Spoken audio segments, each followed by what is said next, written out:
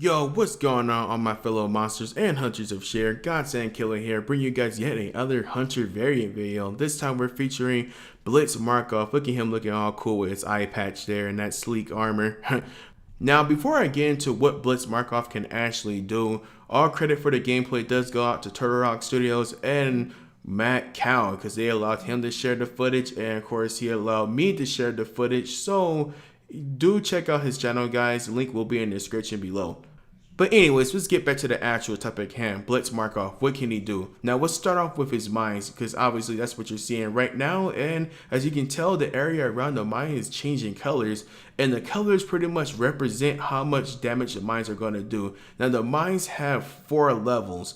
Blue being the weakest and gold being the strongest. Now this actually applies for his gun too, and they're actually called the Tesla's mine and the Tesla's gun. They both have the same effect. So every couple of seconds the mine is gonna sit there and get stronger, stronger, and stronger, but it does take some time to arm. So with these mines, it's important to know that the weaker levels are actually going to be weaker than the actual Markov's mines. But of course, if you hit a monster, let's say with a red mine or a gold mine, it's going to do a lot of damage. It's hard to say how much damage the gold mine actually does, because I did not see this on a live stream, so we can only wait and see how much damage I can do. But it's important to know that of course the weaker levels are going to be weaker than the actual Markovs, but then when you get to the stronger ones, it's going to be of course stronger.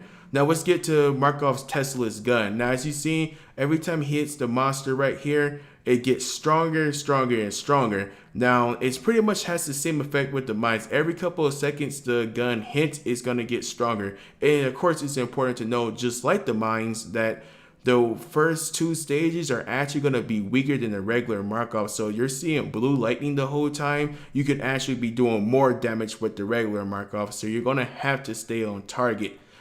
Also, with the Tesla's gun, it does not chain targets like the lightning gun does. So, you know, with Markov's lightning gun, you can sit there and hit a Kraken and his Banshee mines at the same time, or you can kill a bunch of Reavers at the same time. With this Tesla's gun, it does not have that same effect. So only 1 target at a time, which I guess is actually pretty fair, because if you're like hitting a bunch of wildlife and turn straight into the monster, you can get your level 4 lightning pretty fast, and that would probably be pretty devastating. So I guess that's pretty much fair. Now the last thing about him that's actually different than the original Markov is that his assault rifle has a higher fire rate but has less of a clip size. So you only have 25 bullets, but again, like I said, you have a higher fire rate. So that essentially means you can deal out more damage, but you have less room for error, because obviously if you're missing, you're going to have to reload, and while he's reloading, the monster can get away. So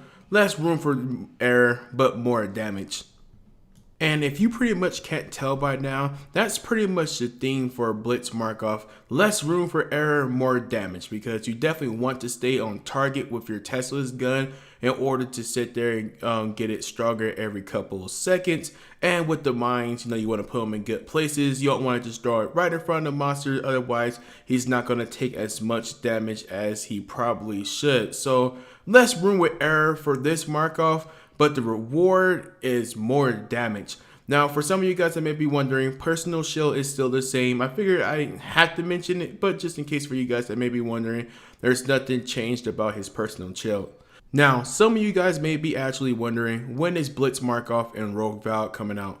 Now, we don't have an actual date, but the launch window is expected between November 3rd and Thanksgiving. So we should be getting them pretty much sometime this month, but it's hard to say when they would actually come out and if they will change their abilities. Obviously, I guess they're not 100% ready yet, so unfortunately, we're not going to get them when Gorgon comes out, but here sometime in the near future. But anyways, you guys let me know your comments below about Blitz Markov. Do you think this is an interesting looking character? Do you think he's going to be viable? Do you think it's too much work to do good damage? You let me know all that juicy stuff in the comments below. But anyways, guys, I hope you stay around for more Evolve content. I'm Godsend Killer, and I'll be talking to you guys in the next video.